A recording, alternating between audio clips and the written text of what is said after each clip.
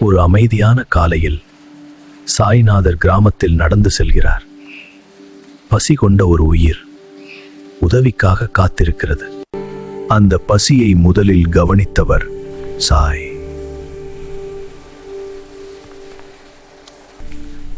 பாபா, ஏன் நாய்க்கு உணவு கொடுக்குறீங்க?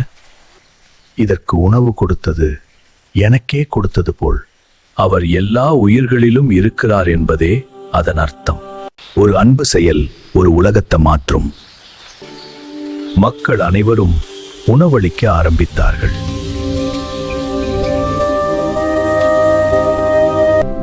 அன்பு கொடுத்தால் அது இறைவனை அடையும் பாதை. அன்பு உள்ள இடத்தில் இறைவன் தானாகவே குடியிருப்பான்.